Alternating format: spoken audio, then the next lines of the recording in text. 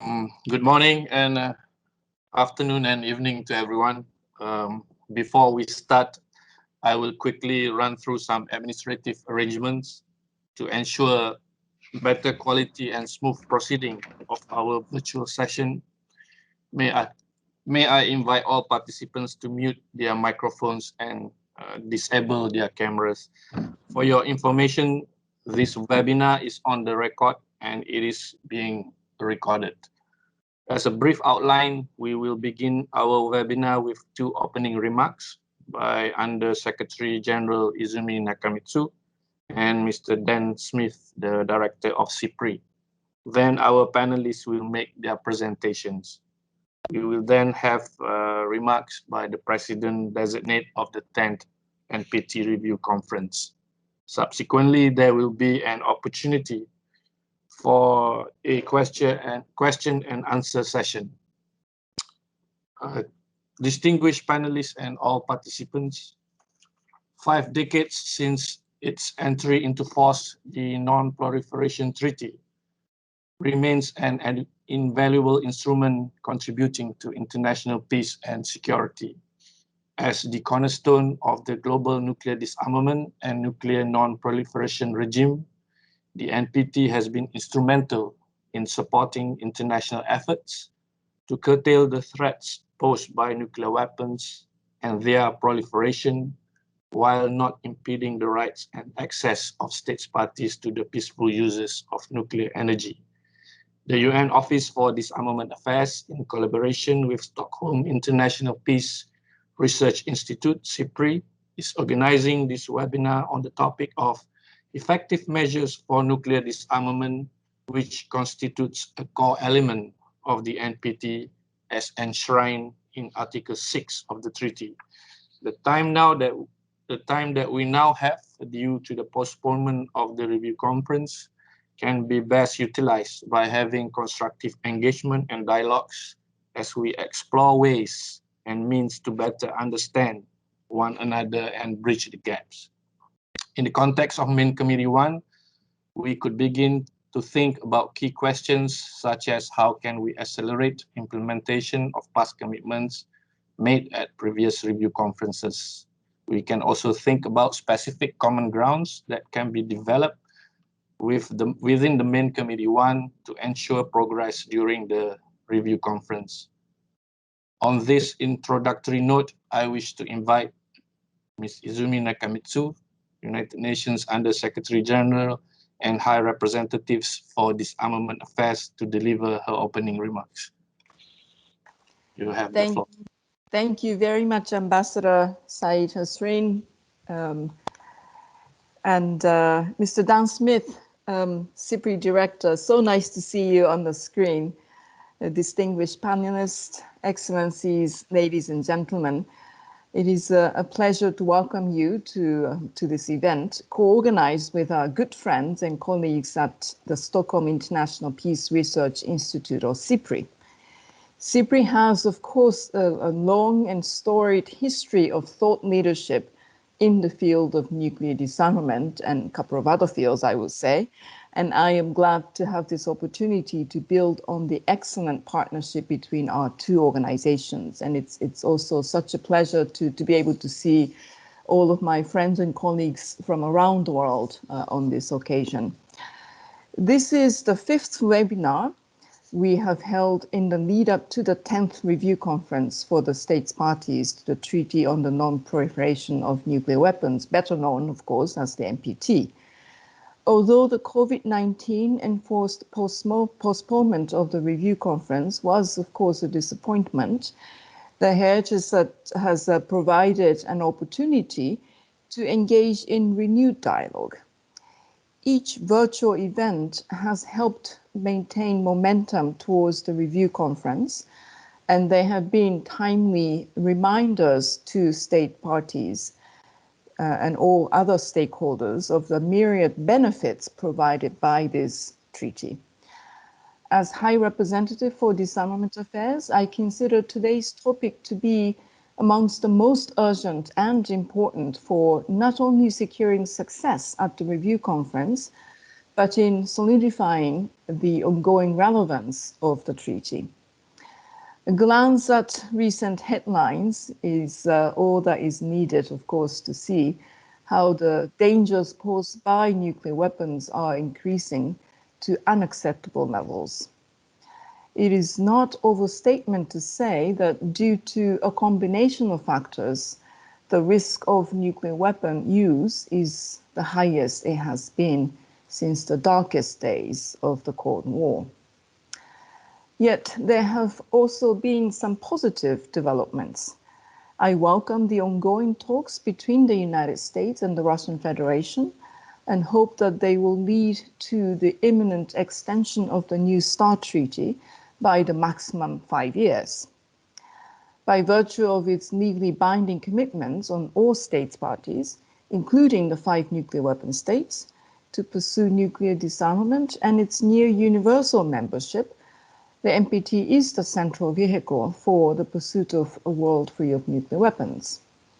The review conference remains the best venue to engage in the dialogue needed to reverse these negative trends, enhance positive developments, and, as the Secretary General has urged, return the world to a common path to nuclear disarmament. Ensuring such an outcome is in the interest of all states' security.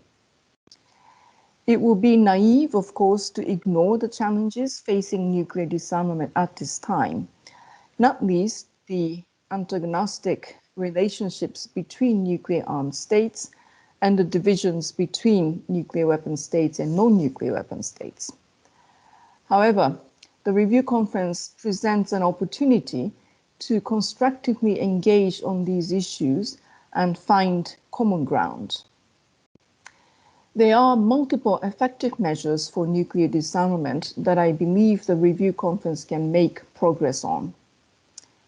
First, a high-level reaffirmation of support by states parties to the treaty and to the implementation of all commitments undertaken as a party to it. Second, they should recommit to the norm against the use of the nuclear weapons, and that 75 years after the only use of nuclear weapons in war, it should never be violated. Third, development of a package of risk reduction measures that can help take the world away from the prospect of nuclear weapon use will be a significant confidence-building measure and lay the ground for more longer-term disarmament measures.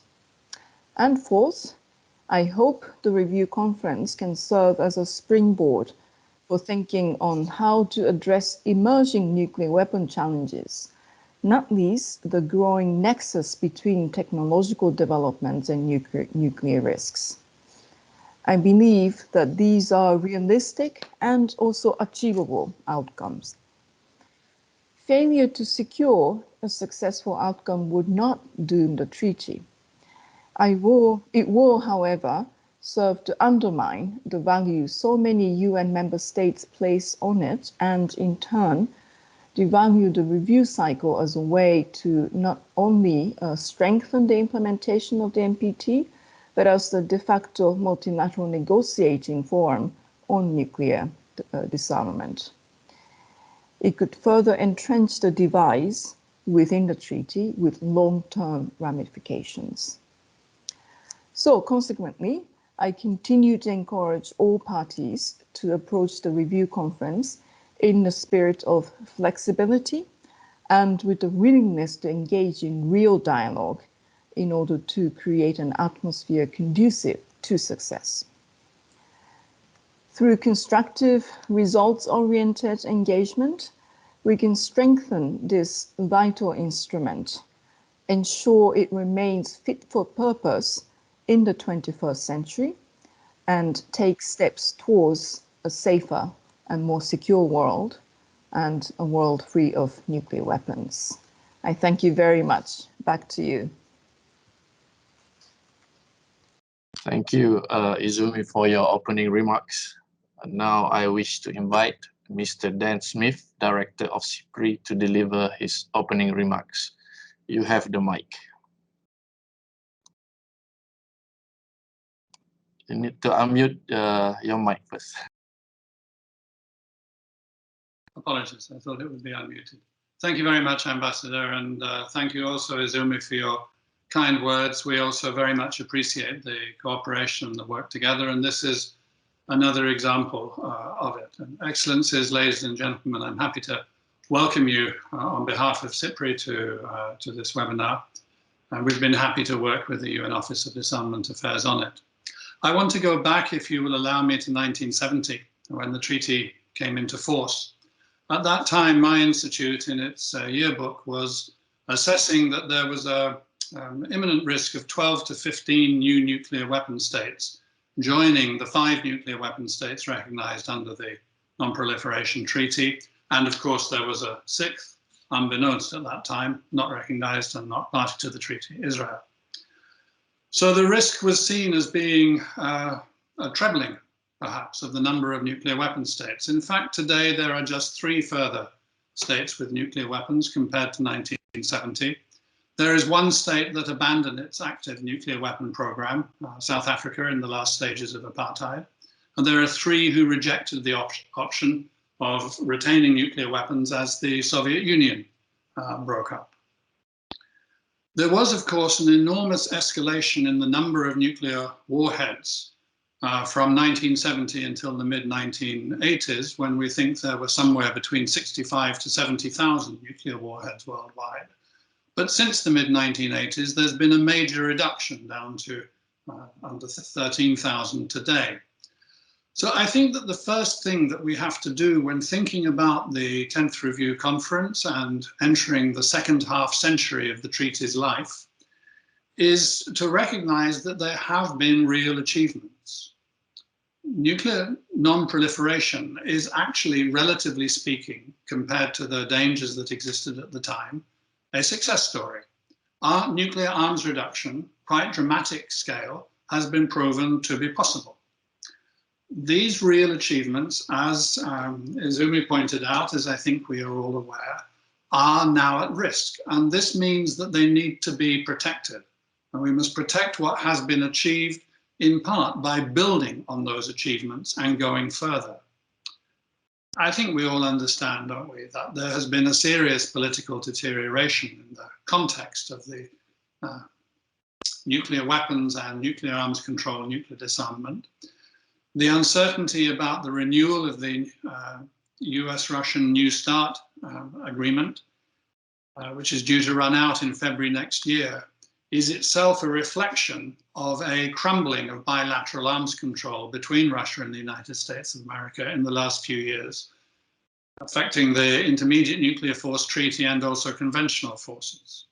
And then there are the technological developments, which are important, including, which will be also discussed later on by my colleague Laura Salman, the new technologies of the cyber age, and especially the potential impacts of artificial intelligence upon strategic stability. Some of these impacts are potentially positive and could be utilized for arms management, arms control, and for disarmament. But some of them also are extremely worrying. And they're particularly worrying in terms of one of the issues which Izumi has highlighted and which I want to immediately return to as my #1 priority for what could be achieved from the 10th Review Conference, which is to seriously be addressing the issue of nuclear risk reduction. Because one of the problems with artificial intelligence is that on the dark sides, on the negative sides of that new technology, there are clear signs that the risk of the nuclear threshold being breached increases. I think along with the idea of nuclear risk reduction, we have to be focusing on an increasing degree of transparency about nuclear weapons doctrines in order to reduce the ambiguities and to reduce the uncertainties. Because in a situation in which decision-making may be incredibly quick and in which humans may not be fully in the loop of decision-making, then lack of certainty becomes a danger. And thirdly, I think it's important that we think ahead about the coming generation of those, both in civil society but also in official circles, who are thinking and worrying and are concerned and will be professionally active in issues of nuclear arms control and nuclear disarmament. I think that there has been a worrying decline in both public consciousness and the breadth of professional expertise on these issues. And I therefore think that a renewed focus on education in disarmament matters is extremely important. With those three priorities, risk reduction, transparency, and disarmament education, I will leave it to the panel of experts to take this further. Thank you very much, Ambassador Hussein, and thank you very much, Excellencies, and everybody for your attention and participation. Thank you then for your opening remarks, highlighting the priorities you mentioned. Let us now proceed to our panel discussion.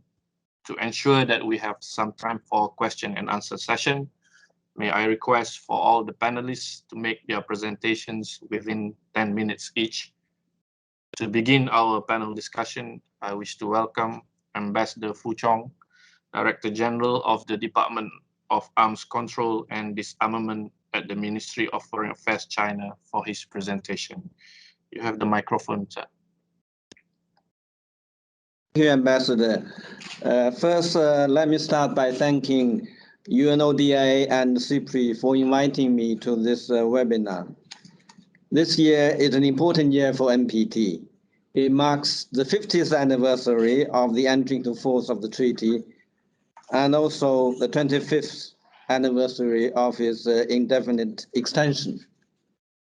Unfortunately, the 10th review conference has been postponed until next year due to the COVID-19 pandemic. So it is important that we make the best use, as Izumi said, make the best use of the time in order to prepare for a successful review conference. Currently, the international arms control regime is under a lot of stress. The US has withdrawn from a number of important arms control treaties, including the INF, and has remained non-committal to the extension of the New START Treaty, thus pushing the US-Russia bilateral nuclear disarmament treaty system to the brink of collapse. As a result, for the first time since 1972, the two biggest nuclear weapon states might not be bound by any bilateral nuclear arms treaty. The US has also taken steps to upgrade its nuclear triad, develop low-yield nuclear weapons, lower the threshold for the use of nuclear weapons, and openly discuss the possibility of resuming nuclear testing. In addition, it is also developing and deploying a global missile defense system, including anti-missile interceptors in outer space, and seeks to deploy intermediate-range missiles in the Asia-Pacific region and Europe. All these are posing grave threats to the global strategic stability. China holds the view that on the issue of nuclear disarmament, which has a direct bearing on the future of humanity, no country should be allowed to put its own interests, selfish interests, above the collective interest of the international community, or make the whole world pay the price for its own wrongdoing. The international community, in particular nuclear weapon states, should rise above Cold War thinking and make concerted efforts to safeguard the international nuclear arms control regime with the NPT as its cornerstone. With that in mind, China wishes to make the following propositions. First, we should continue to uphold the international consensus on nuclear disarmament. According to the final document of the 10th special session of the General Assembly and the relevant resolutions of the UN General Assembly, the states that possess the largest nuclear arsenals have a special and primary responsibility for nuclear disarmament. The US and Russia collectively possess over 90% of the world's total nuclear weapons, So we urge the US to positively respond to the proposal of Russia for the extension of the New START Treaty. And on that basis, the two countries should further substantially reduce their nuclear arsenals so as to create conditions for other nuclear weapon states to join the multilateral nuclear disarmament negotiations. Second, we need to safeguard the existing international nuclear disarmament regime. We should faithfully implement the obligations of Article 6 of the NPT and abide by the consensual outcomes of the previous review conferences. We should firmly support the development of the CTBT verification system and honor the moratorium on nuclear testing pending CTBT's entry into force. We should support the Conference on Disarmament in the negotiation of a fissile material cutoff treaty in accordance with the Shannon report and the mandate contained therein, on the basis of a comprehensive and a balanced program of work. We should support and participate in the work of the GGE on verification. Meanwhile, states should firmly uphold the authority of the CD, the UNDC, and the First Committee of the UN General Assembly, and other UN disarmament machineries.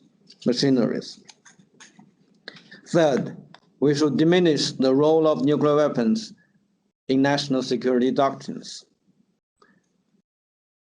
Nuclear weapon states should abandon policies of nuclear deterrence based on the first use of nuclear weapons and negotiate a treaty on mutual no first use of nuclear weapons, as well as a legally binding instrument on the negative security assurances for non-nuclear weapon states.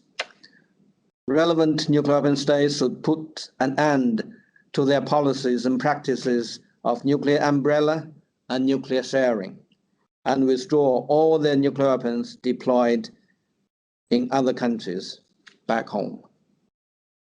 Fourth, we should approach the issue of nuclear disarmament in a comprehensive manner. Nuclear weapons and missile defense systems are two sides of the same coin. While the impact of military applications of emerging technologies related to outer space, cyberspace, and artificial intelligence have brought increasing repercussions to strategic stability. Nuclear weapon states should abandon the development or deployment of global missile defense systems, refrain from deploying weapons in outer space, and collectively explore ways to cope with the impact of military application of new technologies on strategic stability. The 5 nuclear weapon states bear special responsibilities in maintaining global strategic stability. Since the P5 Beijing conference in January 2019, cooperation among the P5 has made a series of new progress.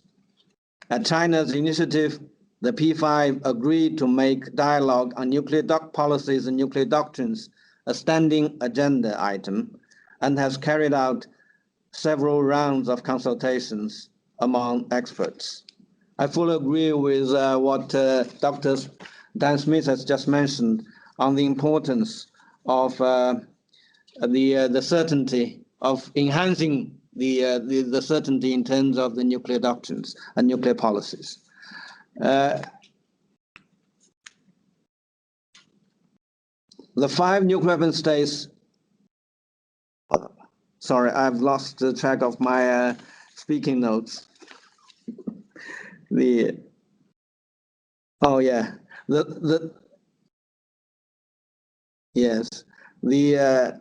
China, as I said, China's initiative, the P5 agreed to make dialogue on nuclear policies and nuclear doctrines on a standing agenda item, and has carried out several rounds of consultations among experts. The second phase of the P5 working group on the glossary of key nuclear terms led by China has yielded substantive results. And the second edition of the P5 glossary of key nuclear terms will be presented at the 10th NPT Review Conference. And also on behalf of the P5, China has made several contacts with ASEAN countries and promoted the restart of dialogue between P5 and the ASEAN countries on the protocol to the Bangkok Treaty. The P5 have also carried out discussions on nuclear risk reduction, FMCT, and other issues, and are working on common position papers on these issues. And also, I may add that the P5 foreign ministers issued a joint statement in March to mark the 50th anniversary of the NPT, which reaffirmed our collective support to the treaty. In our view, under the current situation, the P5 should further step up dialogue and cooperation and make earnest efforts to improve international security environment. There are several steps that we think that are important. First, the P5 should refrain from politicizing nuclear arms control issues and carry out dialogues on nuclear policy and nuclear doctrine in a more in-depth and professional manner.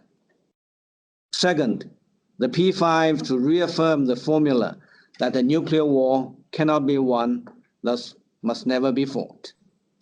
China made that statement in its national implementation report to the third PrepCom. And we're going to present the updated version of a national report to the review conference. And it is our hope that other nuclear weapon states could follow suit. Third, the P5 should reiterate the commitment not to target nuclear weapons at any country. Fourth, the P5 should exercise restraint in the development and deployment of strategic forces and refrain from any move that may reduce or even neutralize the effectiveness of other countries or other nuclear weapon states' deterrent capabilities. As a nuclear weapon state, China has never shied away from its responsibilities and has been faithfully honoring its nuclear disarmament obligations. China has all along advocated the complete prohibition and the thorough destruction of nuclear weapons, adhere to the policy of no first use of nuclear weapons at any time and under any circumstances, made a clear commitment not to use or threaten to use nuclear weapons against non-nuclear weapon states or nuclear weapon-free zones, and kept its nuclear force at the minimum level required for national security. In other words, no country will be threatened by China's nuclear weapons if it does not intend to use nuclear weapons against China first. China's nuclear policy and strategy constitute an important positive factor in advancing nuclear disarmament, maintaining global strategic stability, and reducing nuclear risks. In conclusion, I wish to take this opportunity to reiterate our position on the so-called trilateral nuclear arms control negotiations proposed by the US. Let me say that China has clearly stated its opposition to this proposal on several occasions. I wish to stress again here that China's nuclear force is far below the level of the US and Russia. So asking China to participate in the trilateral negotiation at this stage is neither realistic nor reasonable. However, China's rejection of the trilateral negotiation does not mean that we will not participate in international disarmament efforts. On the contrary, China has been and will continue to take an active part in the international arms control and disarmament negotiations and discussions under the multilateral framework, including the UN, the CD, and the P5. I thank you, Mr. Chair. Thank you, Ambassador Fu, for your presentation. Now I wish to invite our next panelist, Ambassador Anne-Sophie Nielsen, Ambassador for Disarmament and Non-Proliferation at the Ministry of Foreign Affairs of Sweden, for her presentation. You have the mic. Thank you very much, Ambassador. I'm delighted to take part in today's webinar and good to see your all excellencies and colleagues, panelists. Let me first also thank you, ODA and CIPRI, for organizing this meeting and for your always very valuable input and expertise that is helpful to all of us. And I also would like to, of course, express Sweden's full support and gratitude to President-designate and Chair-designate of Main Committee 1. Ambassadors, your work in the coming months is as important as it might be challenging. The COVID-19 pandemic has made physical meetings rare, which would have been much needed in our present world, not the least to counter the already difficult climate in disarmament diplomacy. Existing disagreements have continued to deepen, while diplomatic efforts for solutions to some extent have been put on hold. On the positive side, though, the last 6 months have also shed light on our interconnectedness and allowed for some additional time to reach out and to try to seek common ground for a successful NPT review conference. We are obliged to continue to use this time to the best of our abilities, and we have all important roles to play. As was mentioned, constructive multi-actor discussions involving governments, civil society, and academia, they are truly needed, and they can also help counter the current polarization. We need to have that dialogue. To achieve progress on nuclear disarmament and Article 6 of the NPT, trust and confidence building remained of paramount importance, as has been said at this webinar by others. And this is also the main objective of the Stockholm Initiative for Nuclear Disarmament that was launched last year by Sweden together with 15 other non-nuclear weapon states, all with a constructive disarmament engagement. And I see here that many, I'm sure all of you are represented at the webinar representing the other 15 countries in this engagement. And the Swedish consideration for launching the initiative at the time was really the strong sense that constructive political mobilization was needed in order to unlock disarmament diplomacy at this point of time. And the explicit purpose of the initiative is thus to build political support for a pragmatic and result-oriented disarmament agenda within the NPT framework. What has also been said by others here today, a common ground agenda, that is what we are seeking. And the approach used within the initiative are the stepping stones. They seek to rebuild mutual confidence by engaging key actors in a practical rather than normative incremental process. And by this, by identifying and implementing viable short-term measures, we can mitigate current risk, but we can also pave the way for further steps and progress on nuclear disarmament. In Berlin in February this year, ministers of the participating countries adopted a ministerial declaration and an annex with concrete proposals, stepping stones for disarmament. And these proposals, they cover a wide range of topics well known to you, including strengthening habits of cooperation, reducing nuclear risks, enhancing transparency and control, verification, and reducing the doctrinal role of nuclear weapons. And the importance of CTBT and FNCT is also expressed, of course. Key points of the documents also include a resolve to ensure the full and effective participation of women and further integrate gender perspectives in nuclear disarmament, as well as commitments to promoting nuclear disarmament and non-proliferation education and empowering youth. What also has been mentioned here, to bring this to the larger community and see and prepare for the future for everyone's common future and secure future. Our engagement as a group on these issues, they remain strong, and we are now seeking support from other NPT state parties for the agenda ahead of the upcoming review conference. And let me underline that the Berlin documents are by no means an exhaustive list of concrete measures for nuclear disarmament, nor are they to be interpreted as a full wish list.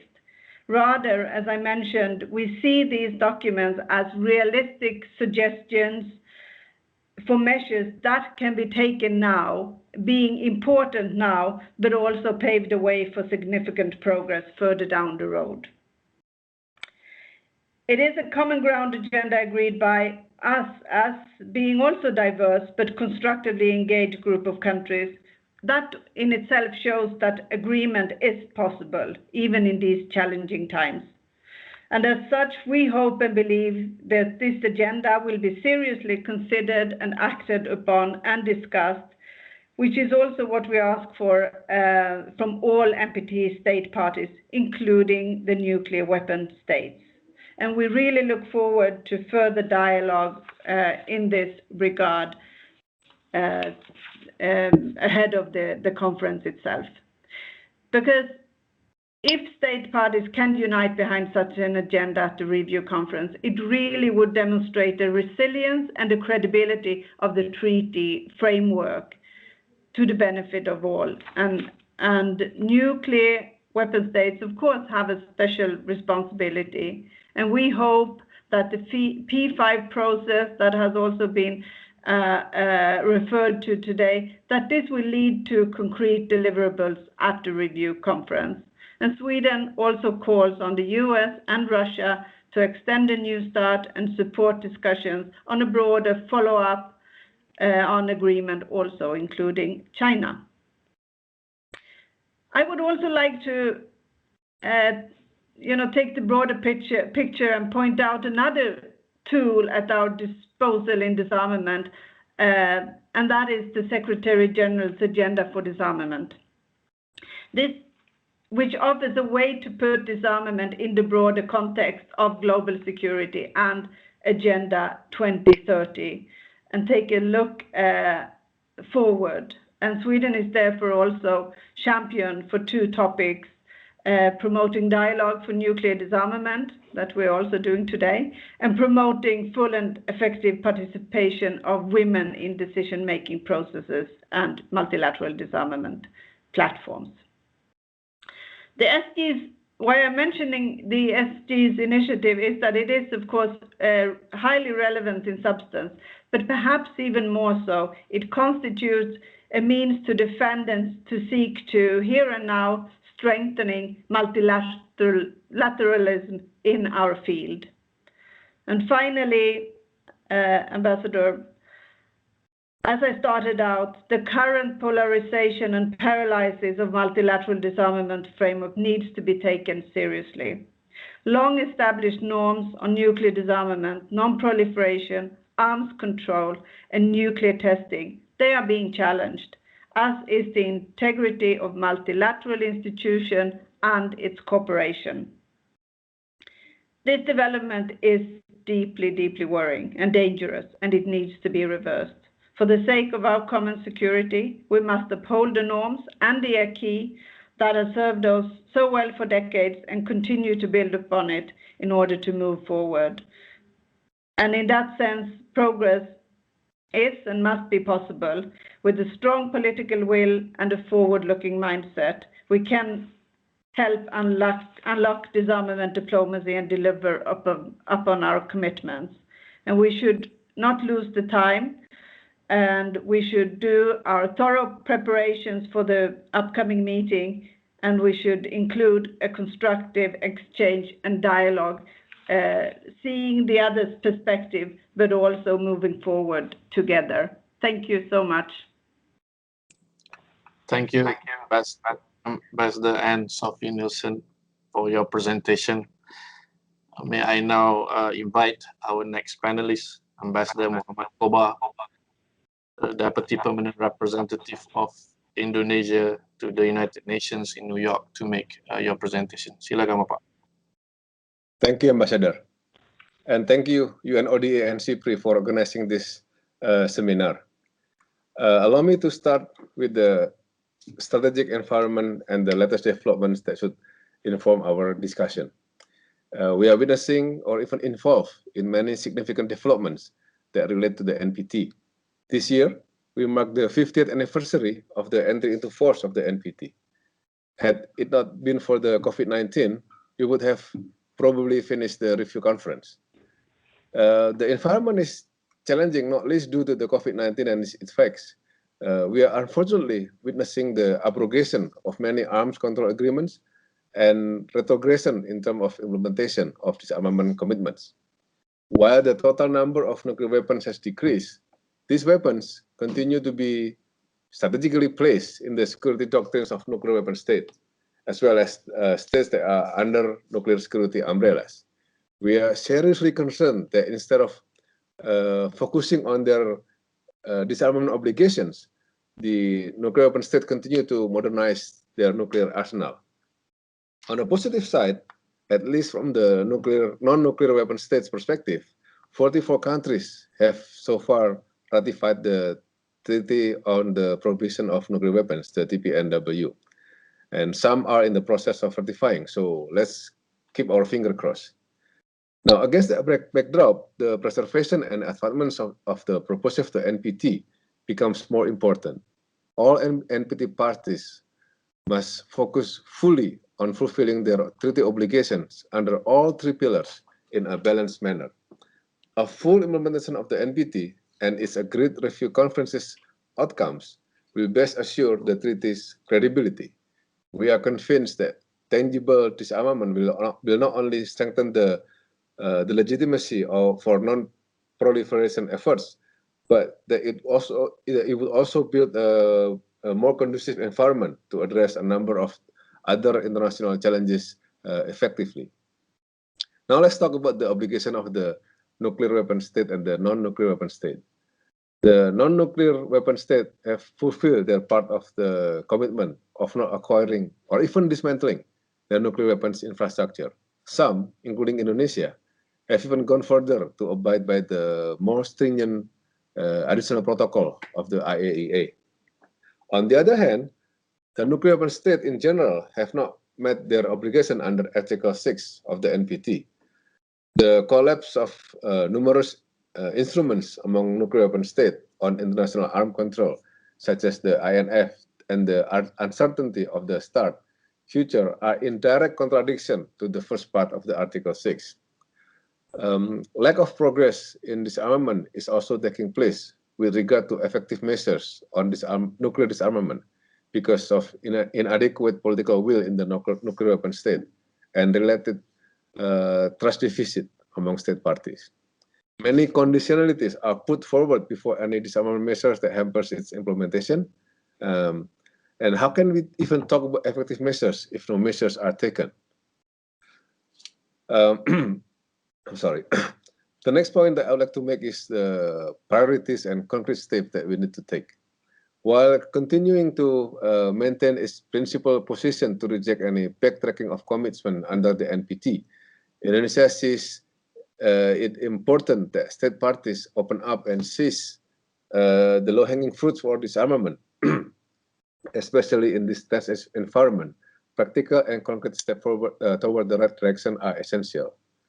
To do that, we do not need to start from zero. We already agreed upon the 13 practical steps and the 64 action points at the 2000 and 2010 review conferences, respectively. We should review the implementation of the agreed action items and step at the 10th review conference. We call especially on the nuclear weapon state to use the delayed convening of the review conference to take stock of their implementation and actualize the pending commitments.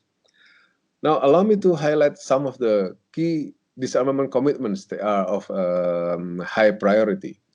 First, the role and significance of nuclear weapons in all military and security concepts, doctrines, and policy should be diminished. Second, the nuclear weapon state need to demonstrate steps to reduce and ultimately eliminate all types of nuclear weapons, including through unilateral, bilateral, regional, and multilateral measures. Third, we strongly support the banning of production of fissile materials for nuclear weapons and other nuclear explosive devices, with eliminating all past production and existing stockpiles of such materials in an irreversible and verifiable manner. Fourth, all non-nuclear weapon states have the right to, inter alia, receive effective, universal, unconditional, non-discriminatory, and irrevocable legally binding security assurances against the use or threat of use of nuclear weapons under all circumstances. Fifth, nuclear weapon states should also fully support the establishment of non-nuclear weapon-free zones in all regions of the world. Six, achieving universal adherence to the CTBT and realizing its entry into force is very important. Among the remaining states, the nuclear weapon states have a special responsibility to play a leadership role in ratifying the treaty. Seventh, addressing the lack of trust and building of confidence through transparency, inclusiveness, and multilateralism is critical. Transparency and reporting need to be promoted. Lastly, with a view to fulfill the Article 6, Indonesia maintains that the TPNW complements the NPT. We encourage all state parties to keep an open mind and engage constructively on the TPNW. It will reinforce the NPT goals and principles. Let me close by underlining that there can never be any effective measures on disarmament unless there is a serious and resolute attempt. We must set our vision clearly to establish a treaty on general and complete disarmament under strict and effective international control, as envisaged by Article 6.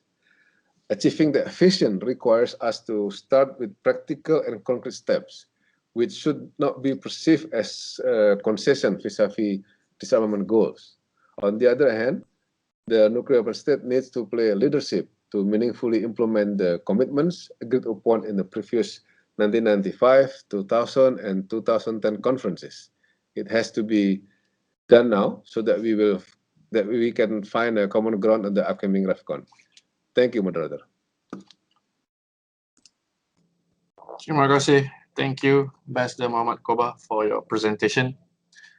In the meantime, I wish to remind that all participants could pose questions and make comments during the question and answer session. Participants who wish to speak can start by indicating accordingly in the chat function. Now, I wish to invite our last panelist, Dr. Laura Salmon, Associate Senior Fellow at CIPRI, for your presentation. You have the microphone. Thank you so much, Ambassador. It's a terrific honor to speak on this esteemed panel and with this distinguished audience today. Today, I'll be focusing on emerging technologies and their impact on nuclear stability and disarmament. And in doing so, I will frame it within the US, China, Russia nuclear dynamics, to which many have referred today, as well as some of CIPRI's work on artificial intelligence and nuclear risk. Now, on the surface, most of the ways in which emerging technologies intersect with disarmament have to do with making it more difficult. And this is essentially through adding to uncertainty, as referred to previously by Dan Smith. Originally, interestingly enough, with the 2010 Nuclear Posture Review, the United States actually sought to do the opposite and enhance certainty and strategic stability.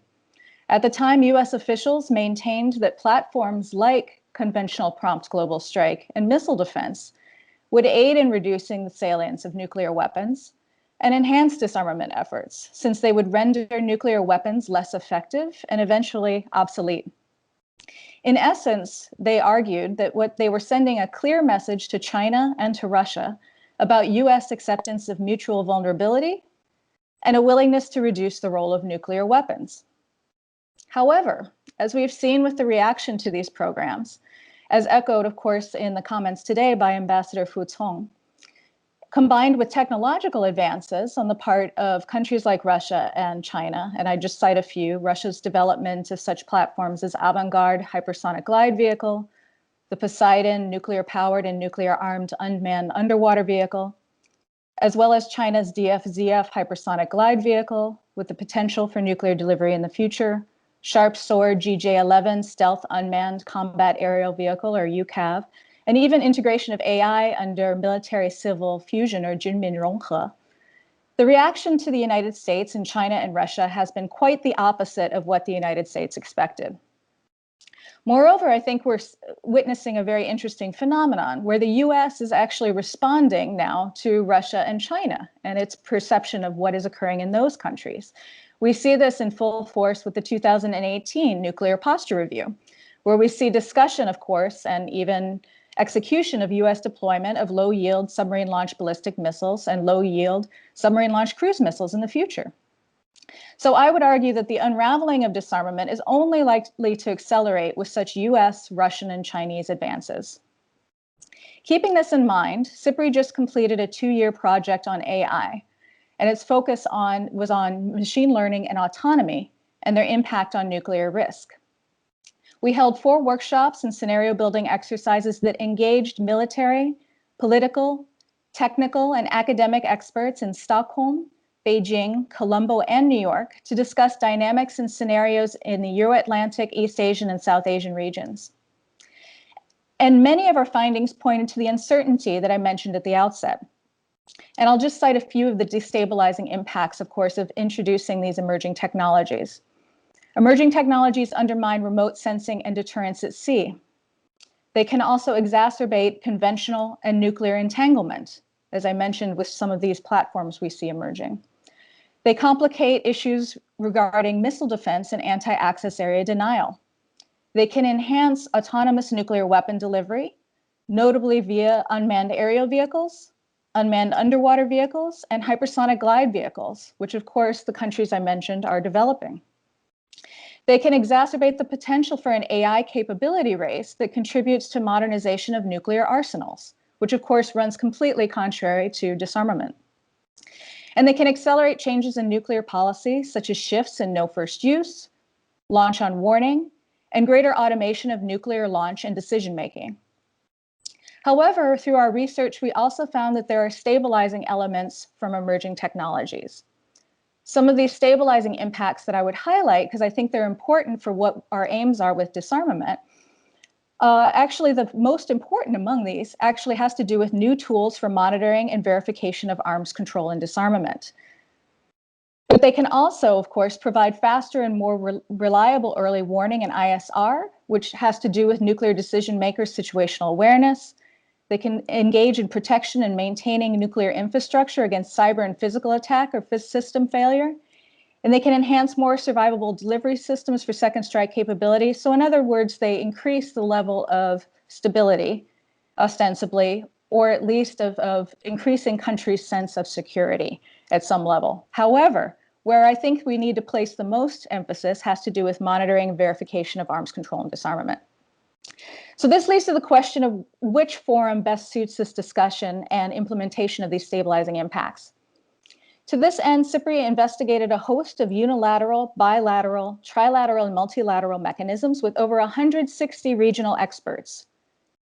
However, when it came to the NPT structure, most experts tended to argue that it already has a full list of long-standing issues and debates, and we've heard some of those actually come out today. As a result, these experts felt that beyond the use of side panels, the NPT review process may not be flexible and responsive enough to introduce new issues pertaining to emerging technologies. And as a result, in our final report, SIPRI actually steered itself away to a degree from the NPT while it was part of our discussion and identified the first committee of the UN General Assembly as the most viable for discussing AI and nuclear risk. And this was for the following reasons. It engages in consensus building to enhance mutual understanding and to agree on principles and norms of behavior. It can establish governmental groups of experts, or GGEs, that focus on specific issues and draw on the knowledge of a diverse group of technical experts. And it can draft resolutions for UN General Assembly adoption, which are more likely to gain traction since they are not legally binding, but rather norm setting. But even this recommendation has drawn some skepticism due to shrinking UN budgets and limited bandwidth. And as we've seen already, an intractable GGE debate on lethal autonomous weapon systems. So this leads me in my concluding remarks of back to the NPT review process and what state parties can do. And from our report and our research, we actually identified 3 areas in which governments can make a significant contribution when talking about emerging technologies and their impact, and also in enhancing disarmament. The first is engaging in information sharing. The second is in fostering expert dialogue. And the third is in encouraging scientific cooperation. And I'm going to unpack each of those. So while CIPRI's focus has obviously been on AI and nuclear risks, some of these can be applied to other emerging technologies. The first on my list was information sharing. Governments can issue official documents and statements that outline norms and standards in the applications of AI and nuclear policy, as well as recommendations, guidelines, procedures, and techniques that relate to AI-related testing and verification. As we've already seen, AI is increasingly intersecting with the nuclear realm. And an example of this, of course, is the US official statement from Lieutenant General Jack Shanahan of the Joint Artificial Intelligence Center, or JAIC, in support of maintaining human control over nuclear launch decisions. But that's just one example. I think this can also be applied in the disarmament realm. Expert dialogue.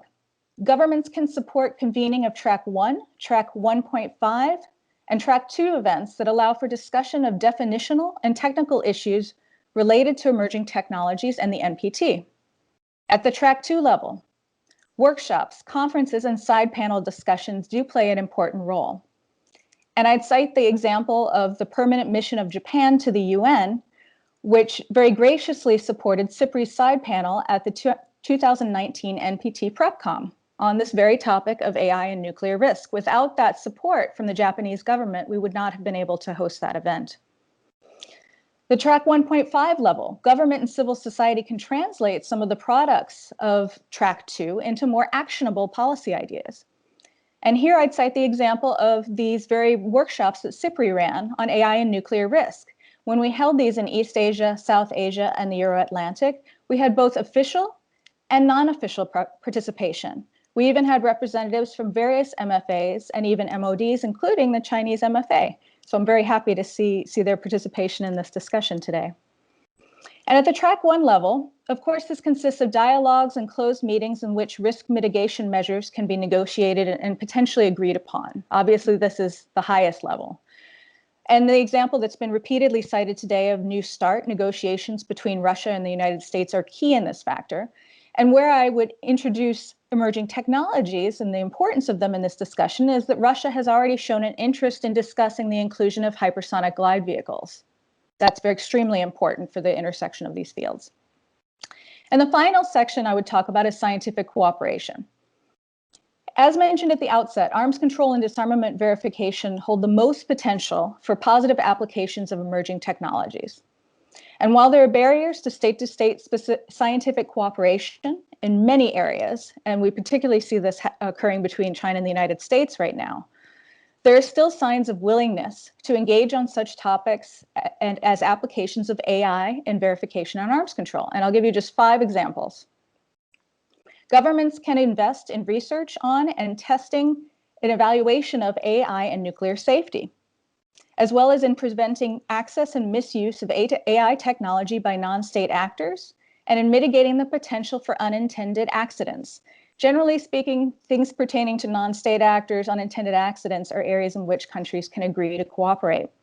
Machine learning and autonomy can also be applied in arms control verification through enhanced pattern recognition, as we see through machine learning, as well as lengthier sorties that allow for improvements to satellite imagery and surveillance that are used in enforcing various treaties.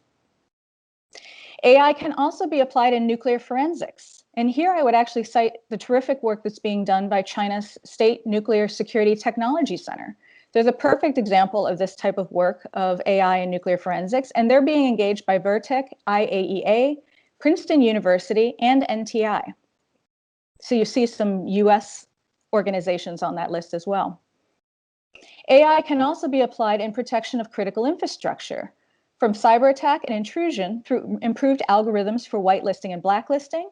And finally, blockchain can be applied to address unwieldy and ever-changing export control lists applied to dual-use items. So there are a number of ways in which positive uses of emerging technologies can be used. In sum, emerging technologies are currently viewed as complicating factors that introduce uncertainty into the pursuit of disarmament. However, if harnessed, particularly in terms of arms control and verification, they can have a positive and even stabilizing impact when it comes to disarmament. So thank you very much for your attention. I'll look forward to the discussion. Thank you, Dr. Laura, for your presentation on emerging technologies and its role, positive and negatively.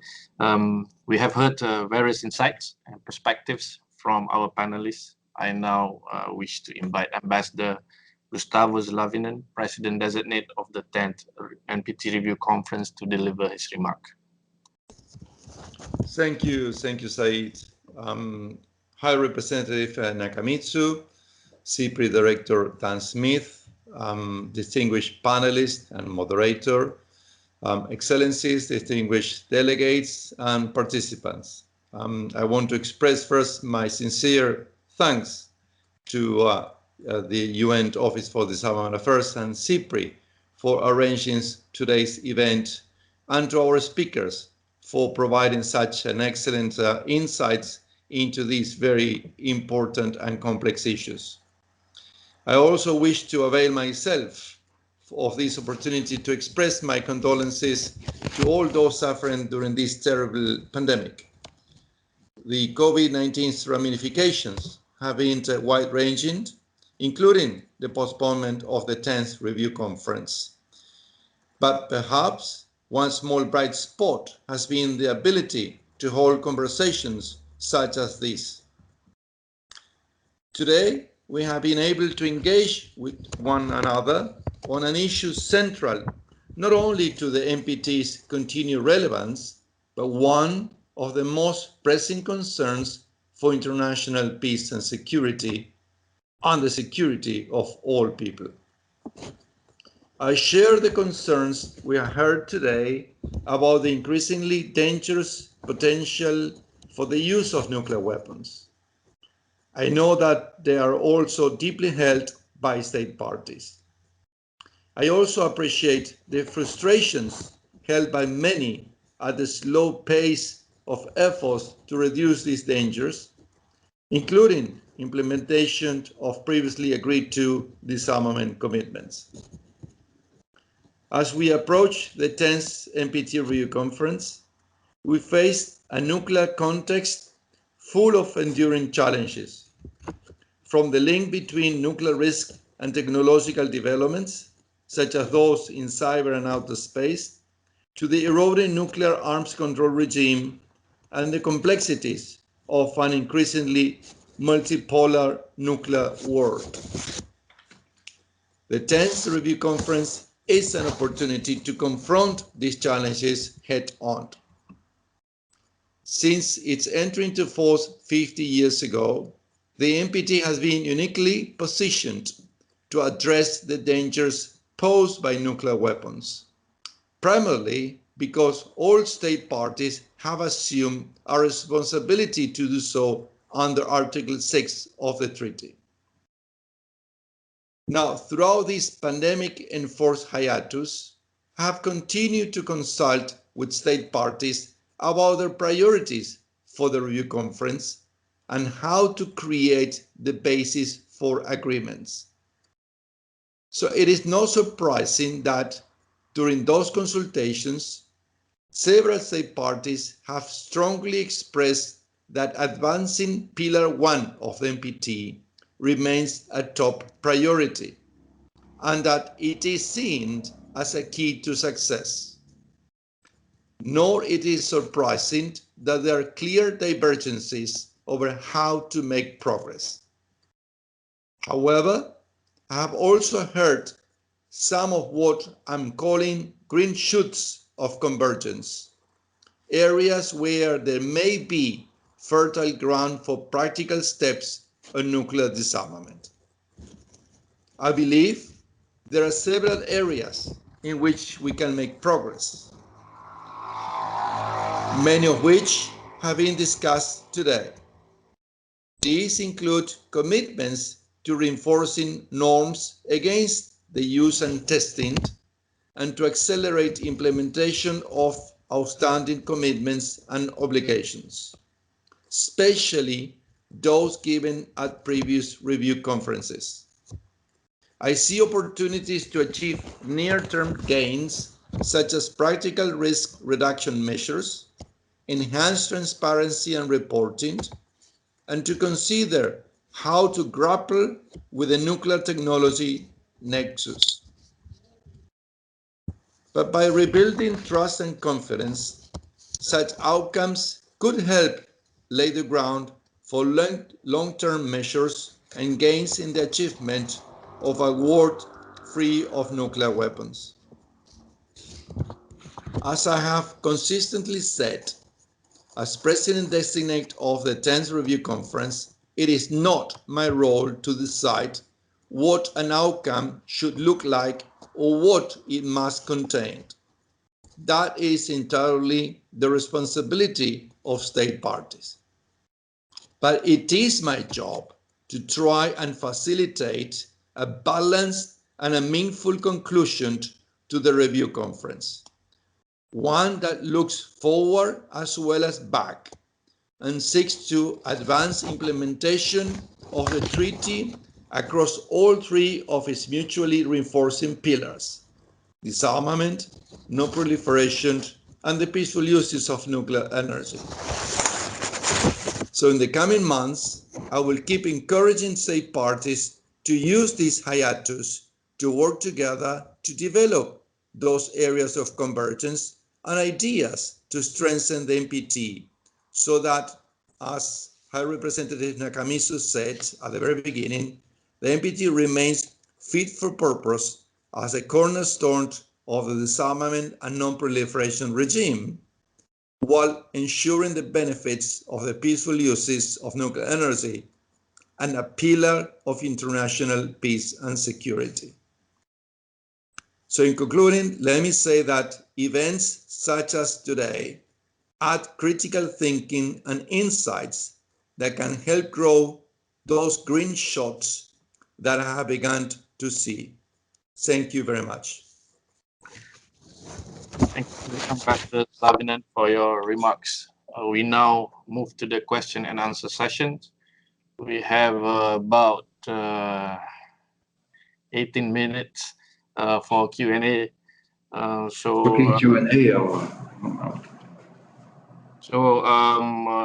Participants who wish to speak can continue, but to indicate in the chat function, please unmute and turn on your camera when speaking, and then mute again afterwards. In the interest of time, as I mentioned, participants are asked to limit their interventions to about 45 seconds each to allow everyone on the list. So far, I have 6 speakers asking for questions. We will try to collect several questions. I think I will do 3 first and then ask the panel to reply. If we have more time, then we can continue. So the first on my list is Germany, Mr. Rudiger Bond. You have the mic. Yeah, thank you, Ambassador Hussein, and thank you, Undersecretary Nakamitsu and Ambassador Slobodan for your very sound words. And I'd also like to thank all panelists and speakers for taking such an engaging stance.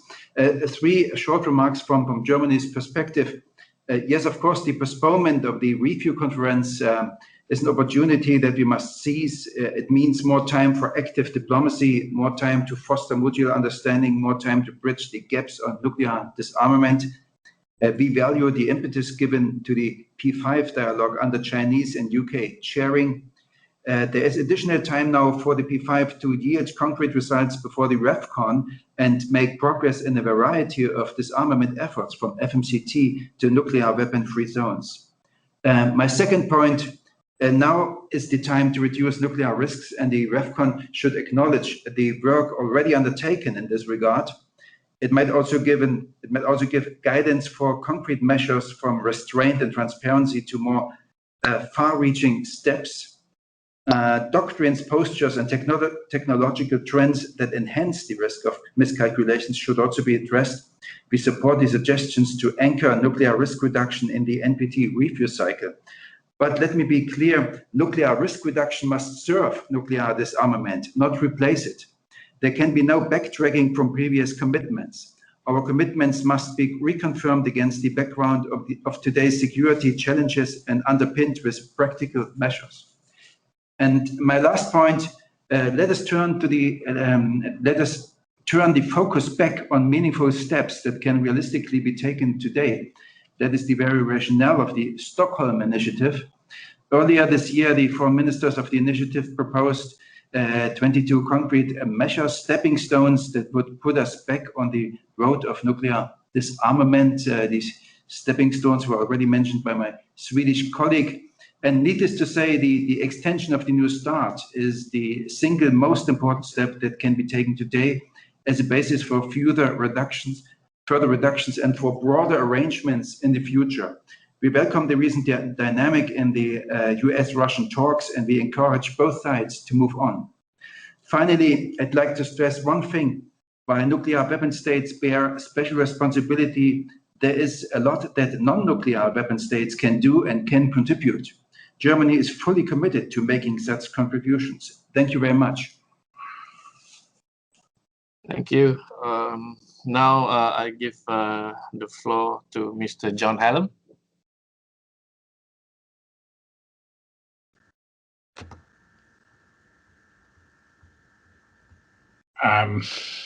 Can you hear me? Yes, yes. Great.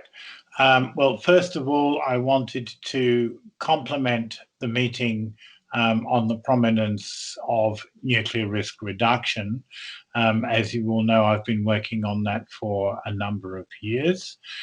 And I would urge that language on nuclear risk reduction, and particularly that a nuclear war cannot be won and must never be fought, should be coming from either First Committee or the NPT RevConf, or both, so that that statement is reaffirmed at the level of the participants of the NPT and or the General Assembly.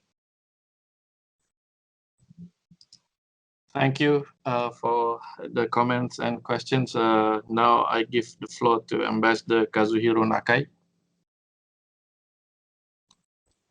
Thank you very much, Ambassador Haslins. Allow me to join in appreciating UNODA and CIPRI to organize this very important meeting, which is very timely indeed, as we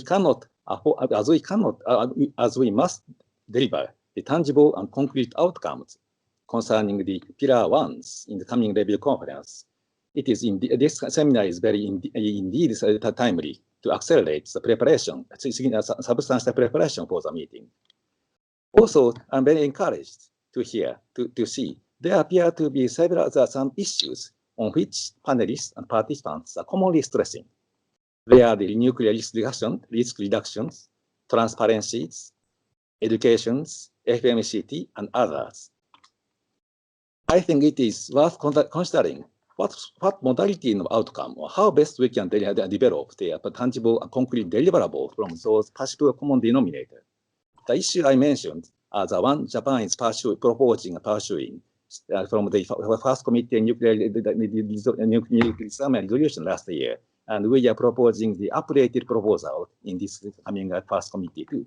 The panelist views of how best to develop the concrete outcome on those common issues where we are seeing the convergence of our views are very valuable for our studies, for our exercise. Thank you very much. Thank you. May I now invite the panelists in the order of Ambassador Fu Chong, Ambassador Ann Nielsen, and Ambassador Muhammad Koba, followed by Dr. Laura to respond to the questions and comments posed. You have the floor, Ambassador Fu.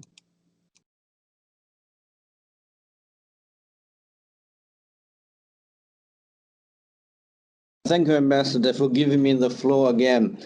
Well, I didn't hear any questions, but then I will share with the panelists the impressions I've got after listening to the discussions.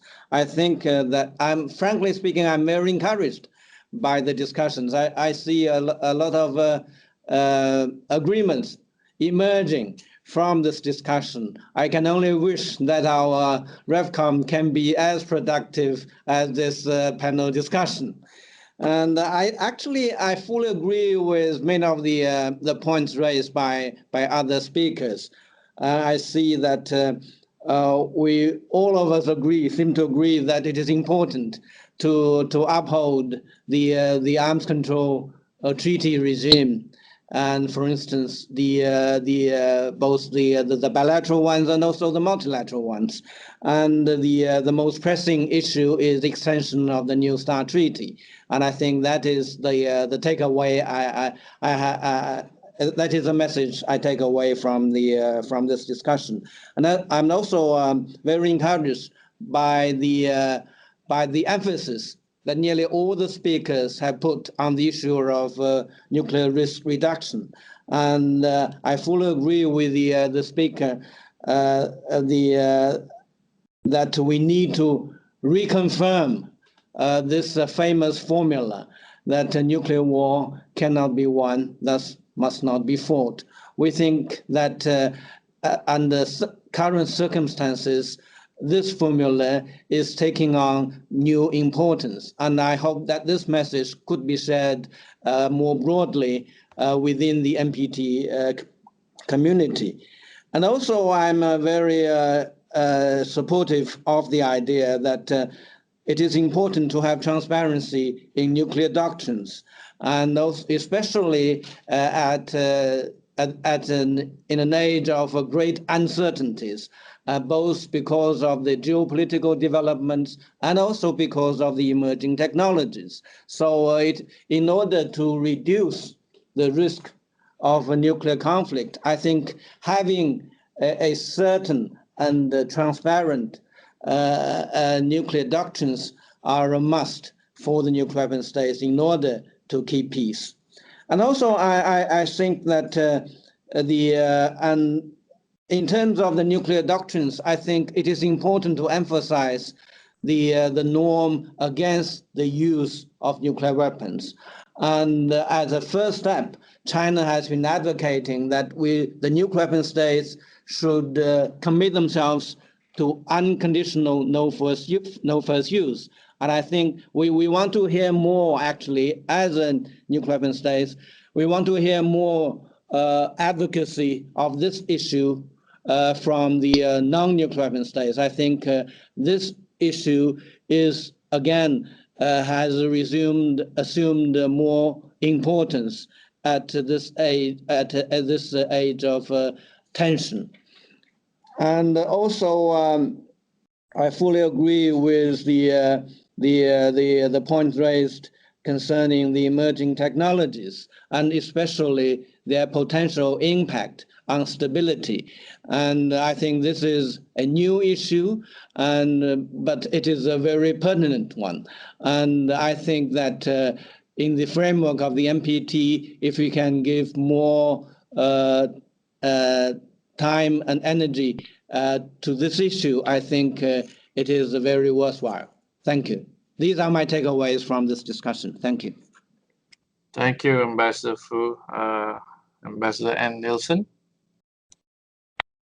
Thank you very much. I think I can be quite brief, but I also take with me the strong, the messages that NPT is the cornerstone also in today's global world, and with the challenges and opportunities we see, we should definitely see this and make the best use of the upcoming review conference. I do recognize, like others, that there are concrete measures that we actually can move forward with if we want to. And we have spoken about risk reduction, transparency doctrines, and many other things that we also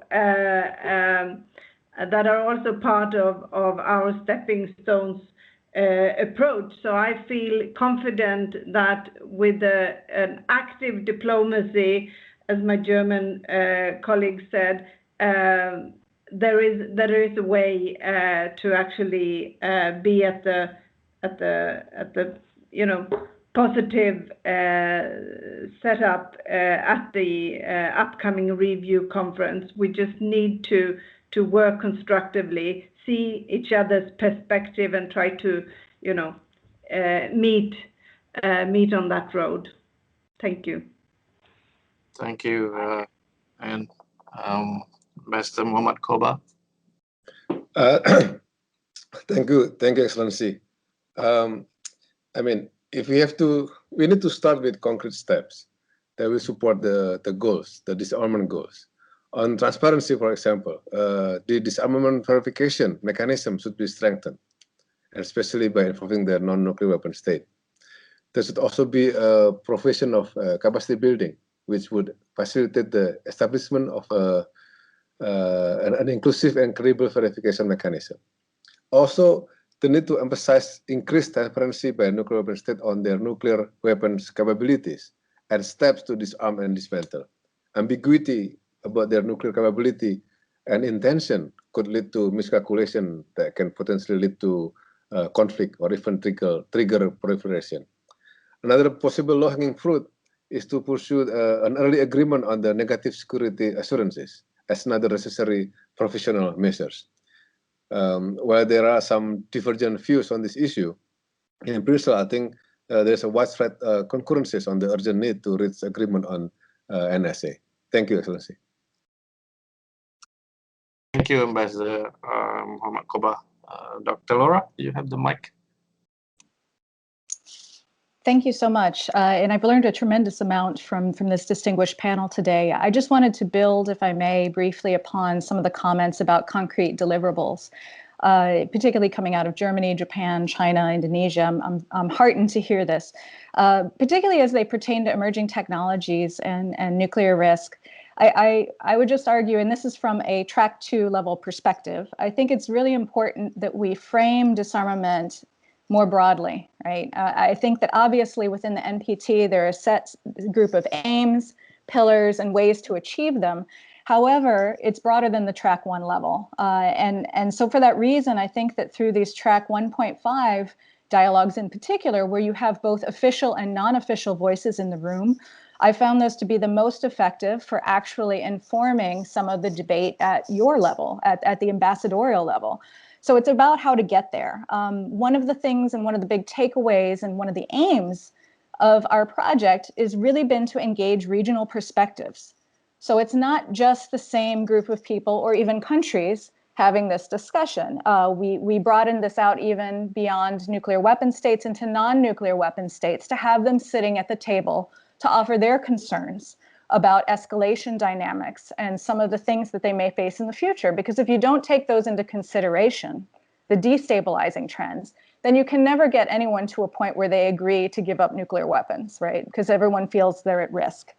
And so the last point on this is I think that, and this is where I would come back to the beginning of my talk, is that the US misunderstanding, and it's a fundamental misunderstanding and misreading of Chinese and Russian perspectives and their reaction way back in 2010 with the nuclear posture review, even prior to the Trump administration, really reflects the fact that they thought that, of course, they were building stability, they were building mutual vulnerability, they were giving the platform with missile defense and conventional prompt global strike to achieve things like lower lower numbers, lower nuclear numbers, and even disarmament.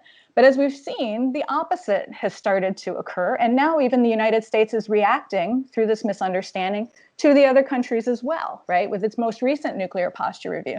So until we have a broader perspective, until we actually understand these regional perspectives and how they can become skewed, I would argue it's going to be very difficult to achieve disarmament. But I think side panels, the track 2 and 1.5 is a terrific way to actually get some of the granularity that we're missing at the track 1 level.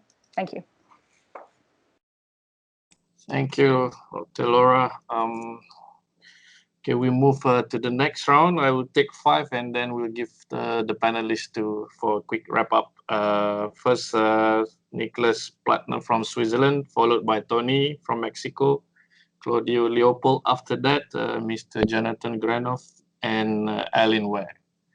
So Nicholas Plattner, you have the floor. Thank you very much, and a lovely day to all. Very interesting panel. Thank you for the interesting point, many of which we share, in particular those made by my German and Swedish colleague. It has been said we are in a period where we can actually have a bit more time due to the COVID-19 situation. We have a bit more time to prepare, and so we should. One concrete idea that we would propose, for instance, is to circulate the very useful national reports that have been prepared and readied for the conference, and now we could actually have the time to study them and better understand each other's position. This is a point that has been made by Sweden that we really think is important to facilitate our work when we come to the REFCON. A second point that I would like to make, and this is an issue that has been raised many, many times here in particular, is the issue of risk reduction. For us, Switzerland, we believe this is one element where we can or we should make progress because of the overall situation, geopolitical, because also many in our public opinion are worried about the current trend of affair. And if we don't address this issue in a meaningful way at the REFCON, we lack a little bit of credibility. This is one of the big issue or big subject of the Berlin Declaration that we support. We made a couple of propositions, including one of a risk reduction work plan, probably going in the same direction of Izumi Nakamitsu mentioning a package. It could include the following measures.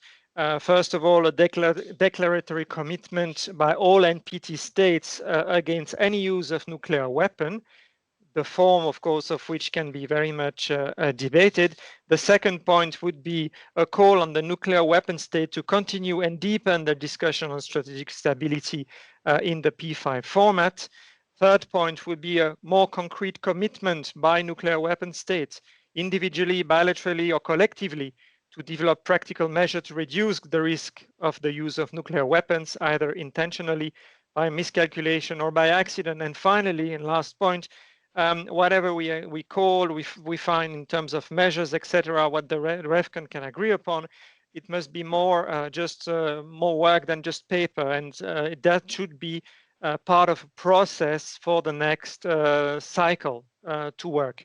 The P5 should report back during that process on dedicated slots, for instance, at the PrepComs, on what they discuss, on the measures that they have taken, and on any further steps. And such reporting process could be in form of written statement or briefing, could be an important progress on that front. Thank you very much. Thank you. Tony, you have the floor.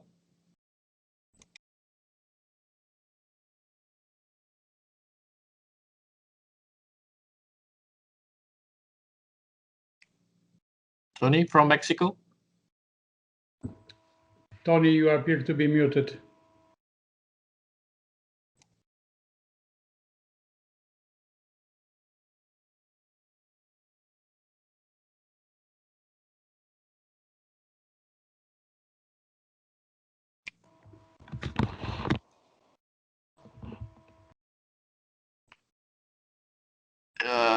Tony, please check your microphone.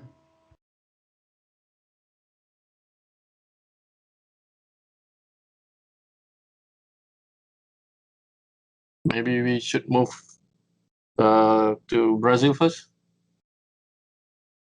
Claudio Leopoldo. Yes, thank you very much, Ambassador. Good morning, everyone. I'd like to thank the organizers and the panelists for a very informative discussion this morning. I'd like to thank in particular the Ambassador of Indonesia, who touched upon the all-important issue of the need for reaffirmation and building upon past commitments on nuclear disarmament. Brazil also believes that discussions on possible measures aimed at nuclear risk reduction during the review conference can be very positive, as long as they are subsumed to a broader commitment to the goal of elimination of nuclear weapons and to concrete steps towards such a goal. I was a bit concerned by the reference made by one of the panelists to supposed need for the review conference, though, to pursue realistic measures as opposed to normative, as if such approaches were inherently incompatible. But we believe that those approaches are necessary, both of them, and they are mutually reinforced. In this regard, I'd like also to bring to the discussion the element of humanitarian consequences of nuclear weapons, which is, to our view, an issue that must be taken into account by the review conference, as it provides the moral compass that must guide our efforts in nuclear disarmament. Finally, one final element, Brazil has been promoting, among other countries, discussions on nuclear disarmament verification. The past GGE, established by the General Assembly on NTV, nuclear disarmament verification, has made great advances in this regard, and we believe that continuation of these discussions and progressive development of technical aspects of NTV may play a facilitating role for future disarmament initiatives, both bilateral and multilateral, very similar to the one that was played by the group of scientific experts that was established by the CD in the negotiations of the CTBT. Thank you very much. Good morning to all. Thank you. May I now to Tony from Mexico.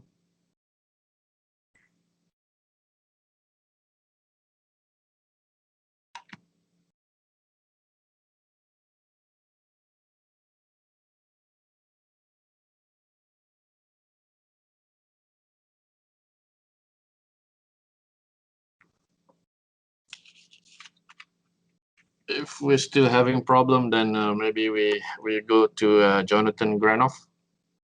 Mr. Chair, thank you so much for this opportunity. First, I want to commend the organizers and hope that this webinar will be posted at CIPRI and ODA's websites. And I would also urge that the formal presentations be published and written up and be available to people because of their high quality. The first point I want to make is that at the height of the Cold War, there was a high-level initiative called the Six Nation Initiative, in which heads of state of Mexico, Papandreou from Greece, Olof Palme from Sweden, Rajiv Gandhi from India, Nuriye from Tanzania, went to Moscow and Washington and urged the countries with over 90% of the nuclear weapons to begin a more mature process of dialogue. And that helped reinforce the importance of the summits that Gorbachev and Reagan had, which has been referenced extensively in this conversation, particularly the Geneva Summit of 1985, and which the maxim, the truism that a nuclear war can never be won and must never be fought was affirmed. But in that same paragraph of that summit, also a very important principle was laid out. That paragraph ends with the Soviet Union and the United States pledging not to seek military advantage over the others. Well, that's the boldest statement, and probably in many senses the lodestar of the United Nations system to pursue a greater level of cooperation. That's even embodied in Article 26, calling for military staff committees to get together and lower military expenditures. We haven't seen that. But I think that, and I'd like a comment on this, that the challenge, the existential challenge of climate change, where we're seeing temperatures that have never been before experienced by humanity this year, the COVID-19 crisis, the pandemic, of a virus that all the military expenditures cannot protect us from, that carries no passport, compel, I believe, a more realistic approach to security that focuses on human beings, human security. And I believe that the nuclear arsenals and the posture and the ideas behind them reinforce and strengthen hurdles that have to be overcome to obtain that very necessary human security. So I think this broader approach to security, in which nuclear weapons have no place in a world in which we address pandemics, protect the climate of the planet, and address real human needs, and that as long as the issue remains siloed, it won't have the political support at the higher level as the Six Nation Initiative did. So I end with a plea that we talk about how to push the issue up to the higher levels of political discourse, heads of state, and begin redefining security based on meeting real human needs. Thank you. May I now see whether Tony is online or not? Tony?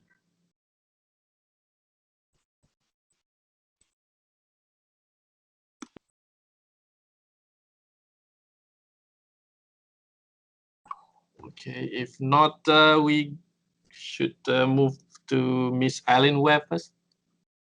You have the floor.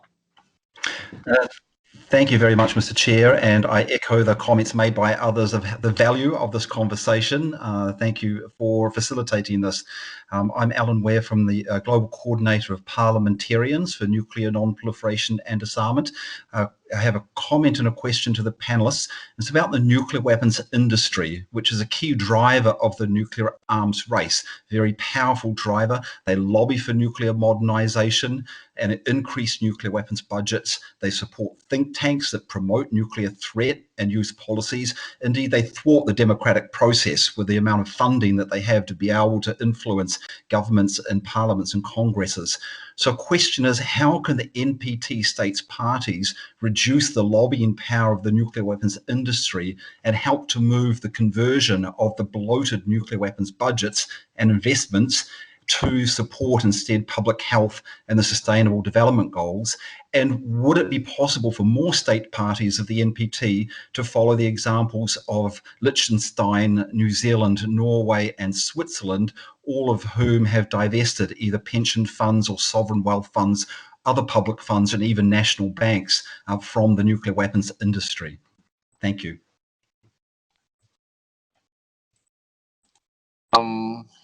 Okay, let's check with Tony first. Tony, you have the floor.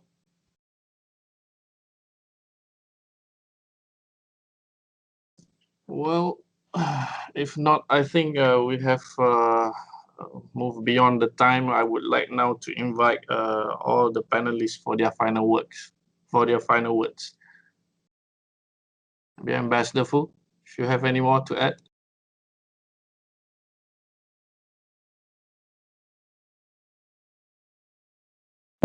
Again, as I said, this has been a very stimulating discussion. Many useful points has been made, and also I see a lot of convergence of the opinions. So I'm very delighted, and also this gives me hope for a successful review conference. And I also want to take this opportunity to echo a point raised by one of the speakers. It says that the P5 need to deepen the discussion on strategic stability. I think that is a very important point. And let me also share with you that this is a point that China has been pushing for among the P5. And as I said in my presentation, that China's initiative, that the P5 have agreed to make a dialogue on nuclear doctrines a permanent agenda item of the P5 meetings. And also, actually, I have said in my discussions, in my other discussions, that I personally believe that the P5 discussion should go beyond the NPT itself. the P5 mechanism was created under the NPT, but actually, in my view, it should go beyond that, because when we talk about strategic stability, it is not only about nuclear weapons. Other issues should also be brought into the equation. For instance, the missile defense, and also, for instance, the issue of the outer space, and also the emerging technologies. I think these are the issues that are having profound implications for strategic stability. And I think the P5 discussion should also discuss these issues. And also, I want to say that there was a request for the P5 to report back to the review conference on the discussions. And actually, that is exactly what the P5 have agreed to do. And we actually, originally, we planned to have several side events, including on the P5 discussion of the nuclear doctrines, and also on the glossary, as I have mentioned. So we will do exactly that during the upcoming review conference. Thank you. Thank you, Ambassador. Ambassador Ann Nielsen. Thank you very much. And I think just a few comments. I think what we have discussed this afternoon, at least this afternoon in Stockholm, shows that we need to work towards strengthening the NPT. We need to move forward. Commitments must be implemented. And I think showing that commitment and building that trust is best done by concrete measures, and everyone showing that there are steps that can be taken. And I think I think there was also mentioning what it was realistic. I think realistic, but also not losing that we are what we all want to move towards, a world free of nuclear weapons. Combining those two and look at what we can do here and now, I think is really the recipe, and we need to take that seriously, each and every one of us. And just also on the Alan's comments on, I think that just shows that this is a discussion that is healthy to have between governments, between state parties, but also in a broader context where civil society, academia, research, everything we see can help us on the way. Thank you. Thank you, and Sophie. Ambassador Muhammad Koba.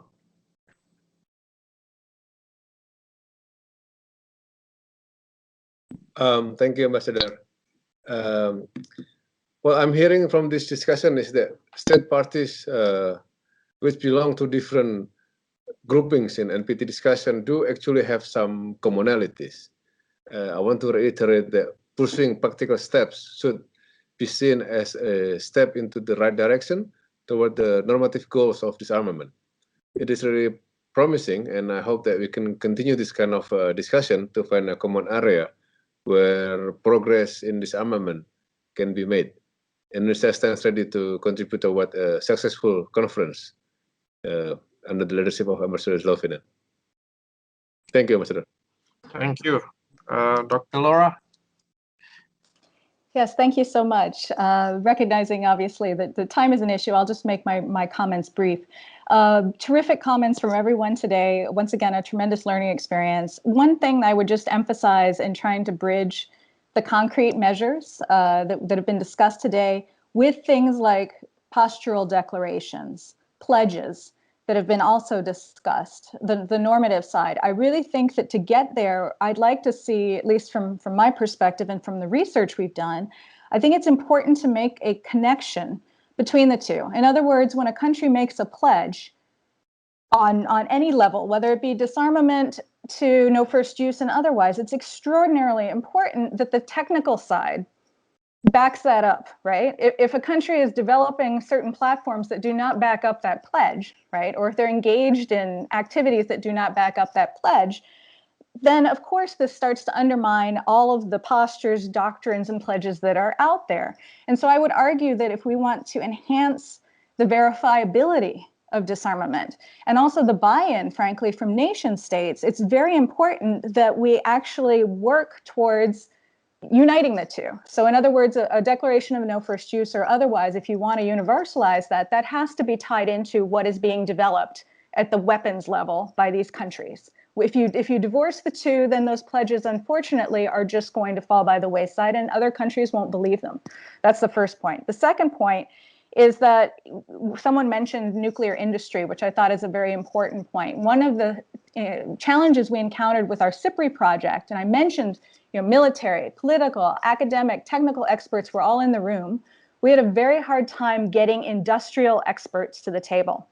Then when I say industry, it's not just nuclear industry, it's AI, it's all of these other areas, these conventional and civilian areas that are impacting nuclear trends of the future. Of course, they don't want to sit at the table and have these types of discussions because it hurts their business. But it's important that we engage them because if they are also divorced from this larger discussion that we're having, unfortunately, you can have wonderful pledges, but no way to actually achieve them. So thank you. Thank you. I think we have come to the end of this webinar. Thank you to UNODA and CIPRI for organizing this virtual session. Thank you also to our distinguished panelists for their contributions, especially for those that are joining us at night, Ambassador Fu especially, of course in Europe as well in the afternoon, and to all participants for your active engagement. I hope the session has been beneficial to everyone. Has been very beneficial for me, I'm sure to others as well, and further enrich our understanding on effective measures for nuclear disarmament. So let us continue the momentum of constructive engagement and open dialogues as we prepare for the 10th NPT Review Conference. Thank you once again. The webinar is called to adjourn and close. Wish you all the best. Stay safe.